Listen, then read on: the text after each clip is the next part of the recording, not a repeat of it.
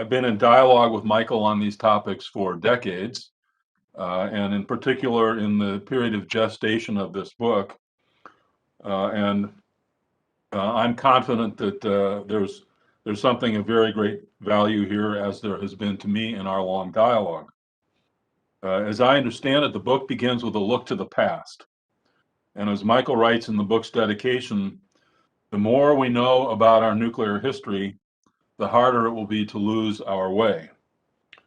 Michael has said that the book is in part about repaying a debt to all of those who labored to find the pathway away from the nuclear abyss during the Cold War and afterwards, and to repay this debt by passing along the lessons of the experience of the past.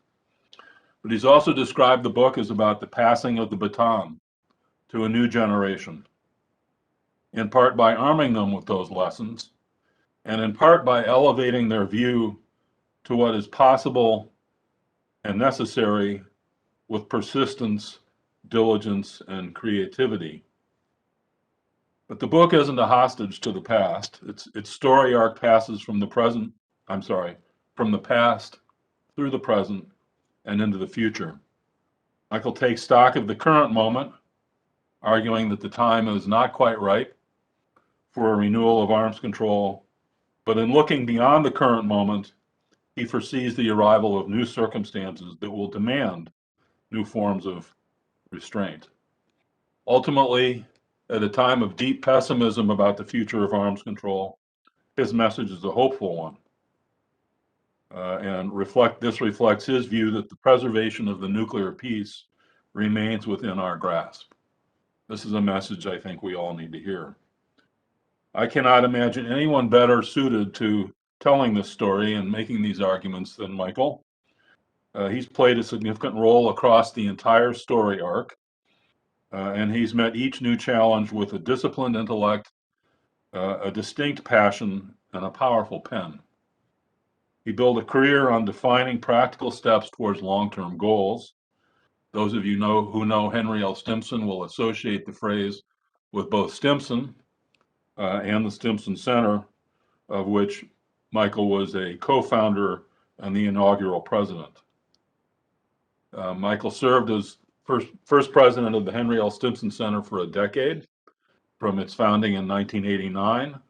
This followed service as a staffer on Capitol Hill, service with the Arms Control and Disarmament Agency during the Carter administration, and a stint as a research fellow at the Carnegie Endowment for International Peace. After stepping down as president, Michael's continued to play a significant role in generating new ideas to reduce nuclear and other strategic dangers. This includes an important continuing role in understanding and mitigating nuclear risks in South Asia. Several of his confidence building and nuclear risk reduction measures have been implemented by India and Pakistan. He's also played an important and direct role in the pursuit of politically viable codes of conduct in outer space. And he's remained a leading voice in the national debate about arms control, most visibly in his role with Arms Control Wonk. And as if that were not all enough, hanging on the wall behind him there are the covers of approximately 13 books and materials for more than 350 articles that he's written through his career. He has a Bachelor's of Arts from Franklin and Marshall College in Lancaster, Pennsylvania, a master's from the School of Advanced International Studies at Johns Hopkins University, and he was also notably a student of Arabic at the American University in Cairo in Egypt. Michael will make 30 to 45 minutes of introductory remarks, then I will turn to the queue. Please don't leave it to the last minute to raise your hand electronically. We'd like to leap right into the conversation, which I'm confident will be very engaging and lively. Michael, thanks so much for making the time to do this. Thank you for your leadership on these issues. We look forward to the discussion. Over to you. And unmute.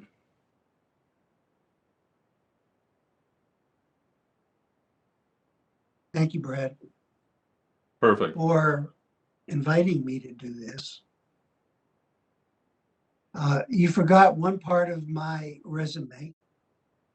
I have a PhD in the School of Hard Knocks.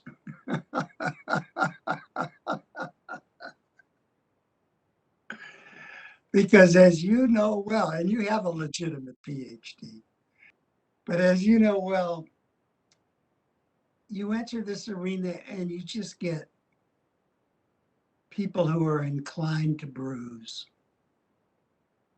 And what I've really tried to do in this book, and it's really taken a lifetime, is to leave the grudges aside because they serve no useful purpose. They don't get us anywhere. They don't clarify things. They don't provide insight. So I've really tried to take a non-begrudging look at the politics of nuclear weapons and arms control. And as part of that, I also try to take a non-begrudging look at the role of Livermore in this story. And the Livermore thread runs throughout the story, beginning with Herb York, who was part of a very, very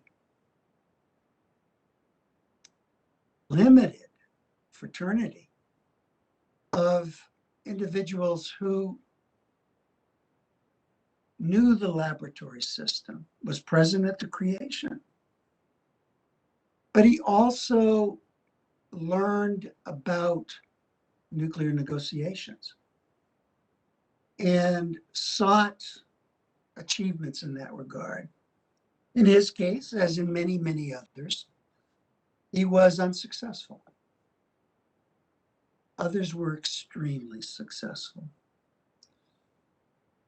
The name of Edward Teller runs throughout the book. Teller and York,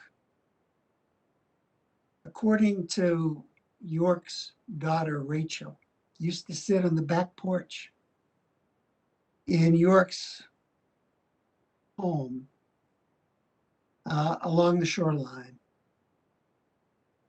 And as the waves were lapping against the shore, they would argue politely about nuclear testing. And their divisions on this subject grew over time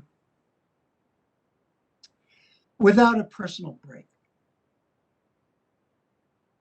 That was not always the case with Edward Teller and the people who disagreed with him on issues of national security. You know, I think Livermore's darkest hour for me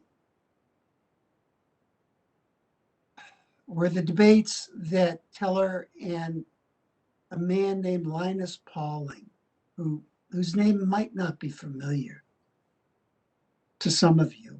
Linus Pauling was twice a Nobel laureate. Chemistry bonds was his first Nobel. His second was the Peace Prize. And Teller and Linus Pauling engaged in the very first televised debates on nuclear issues. It was on atmospheric testing. And you can find their debates online on YouTube. Just look up Teller/Pauling. And Teller's concerns about national security were so great that he was willing to downplay the effects of atmospheric testing. For me, that was a low point. Others have different low points. But there were high points too for Livermore. High points. What Livermore, working with Los Alamos and then Sandia, and then everybody else. But Livermore under John Knuckles did with Sig Hecker. As the Soviet Union was imploding, was, to my way of thinking, the most heroic work that our national labs have ever done. I mean, imagine that our sworn enemy, first the Warsaw Pact dissolves, then the Soviet Union dissolves, 35,000 fissile material for perhaps twice that number. How does one control this material and prevent mushroom clouds and dirty bombs? This was a joint US-Russian enterprise, and the labs took the lead on it. At first, they were deeply constrained in the George H.W. Bush administration, which was kind of cautious about certain things. And the head of the Energy Department was a Navy admiral who also used caution as a watchword, and Knuckles and Sig Hecker put together this action plan that was astounding. And they could barely get started at the very beginning. But when the Clinton administration came in, doors were opened. And that heroic activity, we can never repay that debt that we owe to US and Russian laboratory officials and officials. And I also believe that the lab's work on stockpile stewardship is utterly unappreciated by the community I usually associate myself with.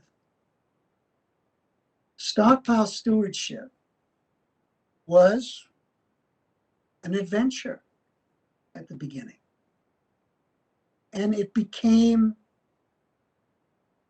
a very successful practice, which has allowed us, our country, and other countries, not to have to test at yield nuclear devices. A track record for major powers and regional powers that's now over 2 decades old. When Edward Teller was a central figure at Livermore, that was inconceivable. Heck, it was inconceivable in 1970 something. And in early 1980 something, it became conceivable. So I've written a book that I hope sheds light on this rather extraordinary story of rise, demise, and I do believe revival. Let's really take ourselves and try to put ourselves in the mindset of people who were living, my parents, some of your grandparents, when people first discovered about nuclear weapons. It was shattering. It was a shattering moment. This pandemic is shattering lives all over. But those of us who wish to have help can get help with a shot in the arm. There was no shot in the arm after Hiroshima and Nagasaki. It was just, oh my God. It was as if to cite a very weak analogy, it's like that moment early on in Star Wars where Obi-Wan Kenobi feels a force, a dark force in the universe. There was a dark force in the universe in 1945. And there was no cure. Or we soon found out there was no cure. Because after the bomb arrived, the first impulse, well, there were several of them, but the first impulse that was acted upon was, let us seek abolition. We need to try to find nuclear peace after this soul disturbing event. People sought nuclear peace. As an aside, we don't even ask the question now. What does it take to achieve nuclear peace? We don't even ask the question. That's not a good sign. But back then, people asked the question, what is it going to take? If we can't have nuclear peace, at least we have to avoid nuclear war. What does it take? And the very first answer that the US government tried out was abolition. And the genius who harnessed the other geniuses at Los Alamos turned his attention, J. Robert Oppenheimer, turned his attention to a blueprint for achieving nuclear peace through abolition. And the road to abolition required international control over the means of production. 30-page document. I'm willing to bet I hadn't read this document in like decades. And I needed to reread it for the book. But if you have time, this is 30 pages of brilliance, far-sighted brilliance. There was a problem, and that is that an iron curtain was falling across Europe. And Joseph Stalin was interested in US abolition. He wasn't interested in Soviet abolition. So very quickly after the Atchison-Lilienthal plan, Oppenheimer's plan, fell back down to earth. The next instinct to seek nuclear peace was through dominance. Dominance. If we could maintain a quantitative and a qualitative lead over the Soviet Union to such an extent that we could, in effect, enforce nuclear peace, or at least the absence of nuclear war. And the pursuit of dominance, like the pursuit of abolition, hasn't gone away. There are always current manifestations. But the pursuit of dominance ran into several important roadblocks pretty quickly. It became apparent when folks like Oppenheimer were right and folks like Leslie Groves were wrong. And the Soviet Union was actually just 4 or so years behind us, and they had help that we didn't entirely know about because of spies. So the Soviet Union was intent on competing, and they would do what it took to compete. And dominance didn't prevent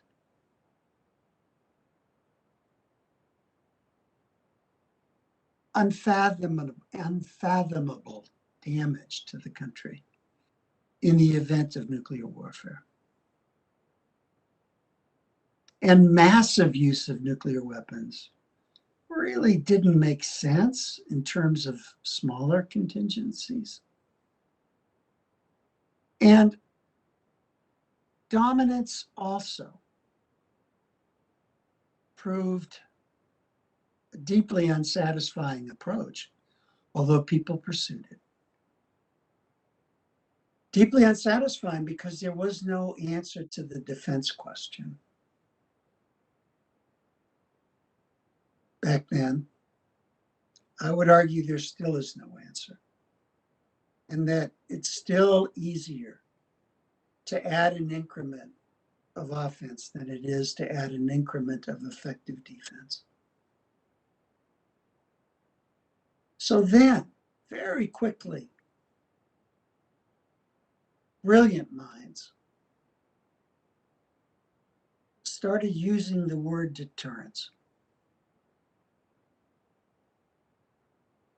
And Brad, you would know better than I, but I think the first time I came across that word was in the collection of essays edited by Bernard Brodie called The Absolute Weapon. Maybe it appeared earlier. I just don't know. But pretty quickly, because of the defense dilemma, the pursuit of dominance was linked to the pursuit of deterrence. And it really sometimes became hard to distinguish between the two.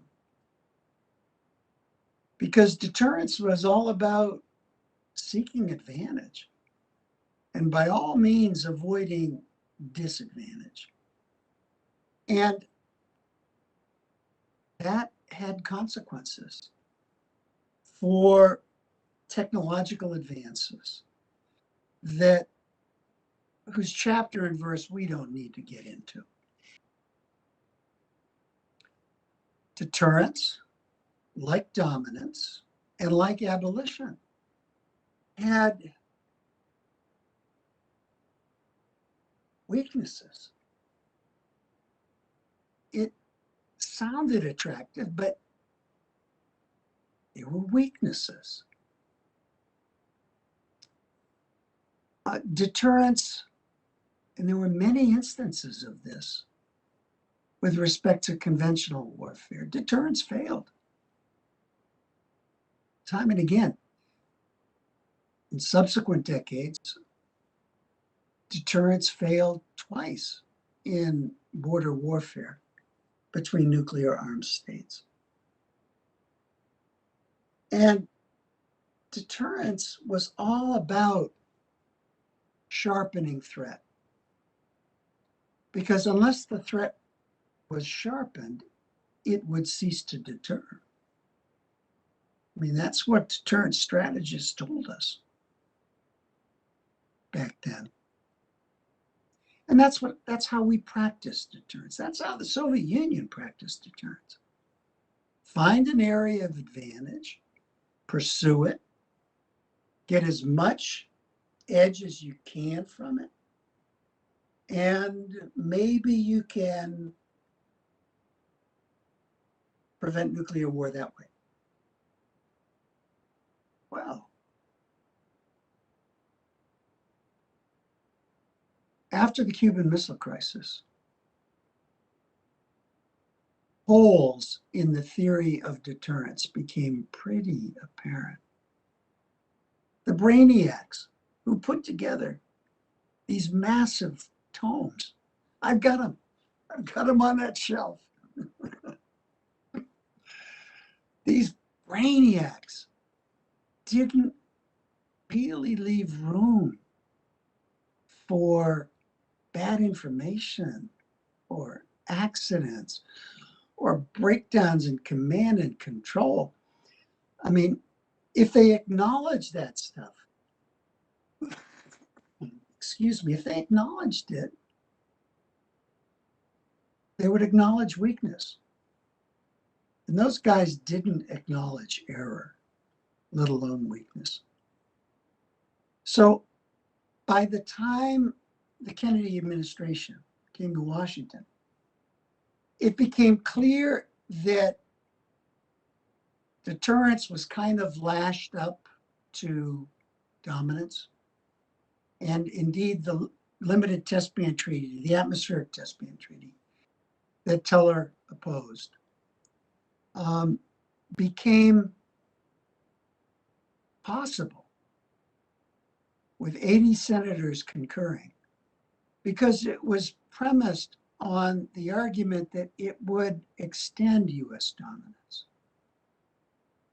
But after the Cuban Missile Crisis, it also became clear that we needed to lash something else up alongside deterrence. We needed something to take the sharpest edges off. We needed something to provide reassurance. We needed a variety of measures that conveyed the message that, you know, all these weapons that we have ready to use, well, we really would prefer not to. And let's work out arrangements, guardrails, perhaps even strategic arms limitations.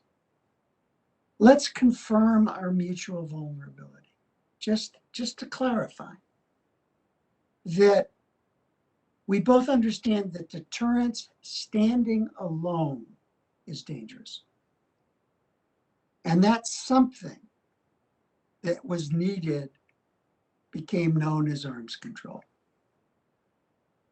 A variety of mechanisms, soup to nuts, formal, informal, tacit, verifiable, well, not so verifiable, all different kinds of codes of conduct, trying to avoid dangerous military practices when US and Soviet ground, air, and naval forces were operating in close proximity. Well, trying to lash together arms control and deterrence, some thought it a fool's errand. It was such hard labor.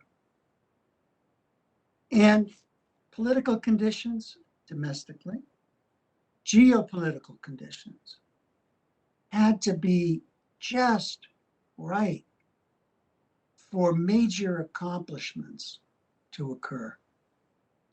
And there were missteps, failures, partial successes, successes that looked a lot like failures because they had such big loopholes along the way.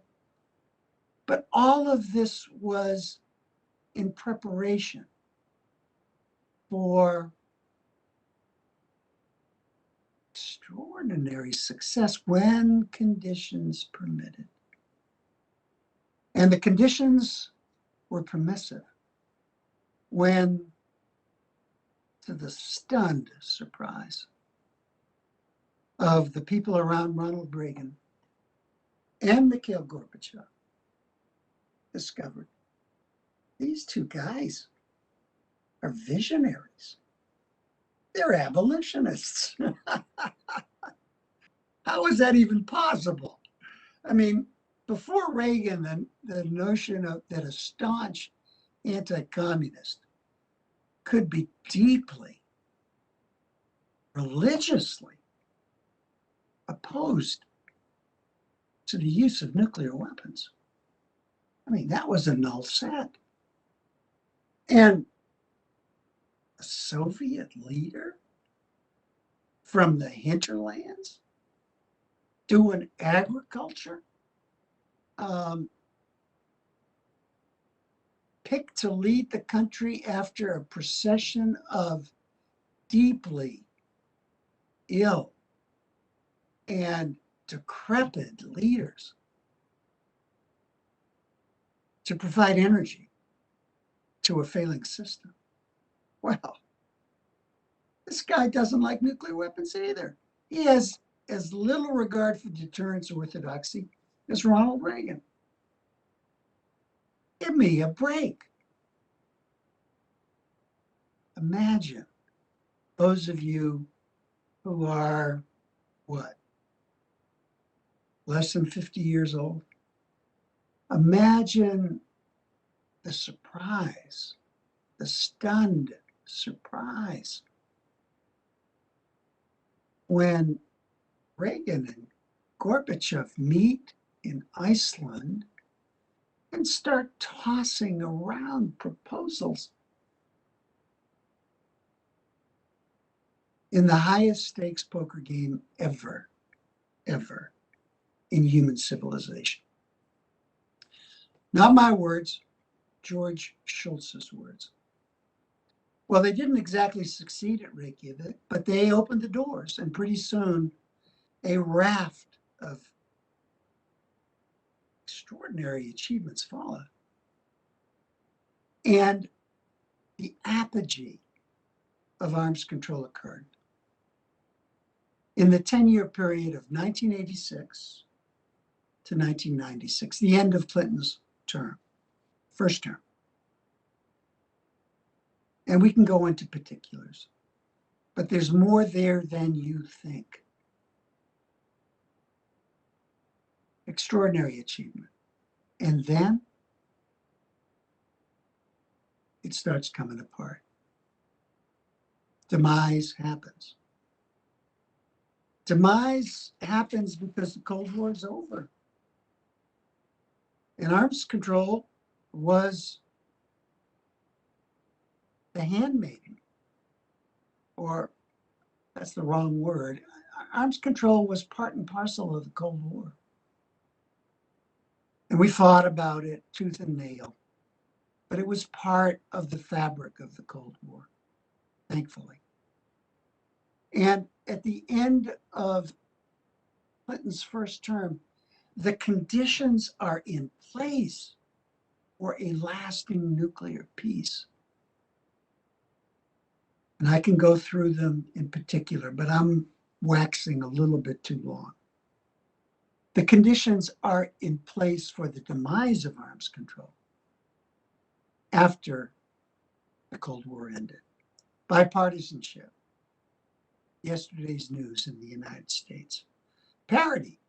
I mean, this whole enterprise, the edifice, was built on parity. There was no parity.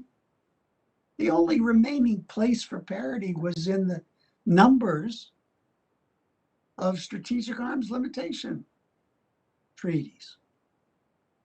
Mutual vulnerability was a key cornerstone of the edifice of arms control.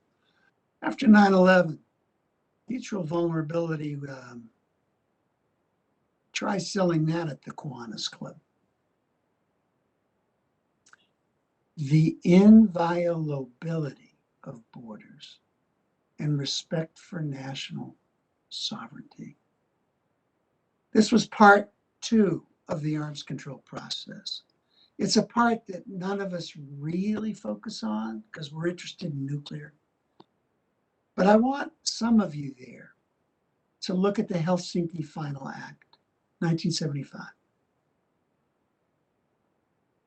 And all of the amazing things that happened after 1975 were predicated in part on respect for national borders and national sovereignty. It's gone. And in the period of 2000, 2001, 2000 was when Putin took power, 2001, George W. Bush. We see the discarding of treaties, beginning with the ABM Treaty, the one that enshrined national vulnerability. And Putin signaled clearly to George W. Bush that if this thing goes, the second Strategic Arms Reduction Treaty that your father negotiated with Yeltsin, the one that banned land-based missiles carrying MIRVs, it's gone. Because we're going to need them if you're going to get interested in missile defenses. The banning of MIRVed land-based missiles alongside the ABM Treaty, two essential conditions for nuclear peace and strategic crisis arms race stability. Gone. Other treaties went by the wayside. NATO expanded. That door opened in the Clinton administration, and George W. Bush walked quickly through it. And he even let the world know that he saw no good reason why Georgia and Ukraine ought not to be part of this alliance. Well, in 2007, when all this was happening, the Russian armed forces began flight testing a missile that is banned by the treaty that broke the back of the nuclear arms competition. The Soviet General Staff wanted some of these missiles, about 100 of them, for contingency plans. Gorbachev said no, Putin said yes. As NATO expanded, Putin had very selective appreciation for the inviolability of borders and the respect for national sovereignty. Things went downhill from there. Obama, and Brad can talk about this with a whole lot more authority than me. Obama stepped into a situation that was deteriorating. He did some very useful work, but his room to maneuver and his chances of success were already quite limited. And then Trump paired with Putin, and Demise continued. I'm going to end on a positive note because I have to. Arms control will revive. It will revive because our lives depend on it. Deterrence alone is just too dangerous. Dominance against a rival isn't going to protect your cities and your civilization. Abolition is a very, very long reach right now. So abolition, dominance. What do we have left? We have this old-fashioned idea of lashing deterrence to arms control. What will cause this to happen? Because it's hard to see it happening right now. Well, one thing that could cause it to happen is when US, Chinese, and Russian leaders feel very worried about relying so heavily on deterrence and being dismissive or disinterested in arms control. Leaders of India and Pakistan too. They're dismissive. They won't be in the future. Something bad can happen. Far better than that is a real war scare will drive leaders to go back to arms control. Best scenario, they don't need a war scare. They don't need a close call. They don't need a mushroom cloud to do this. And I think this is possible because it was possible before. The rebuild is going to look different than it did the first time around. There are going to be more seats at the table. There's going to be less formality. There'll be new kinds of mechanisms new forms. I'm pretty sure of that. It will happen because our lives depend on it. And I'll leave it there.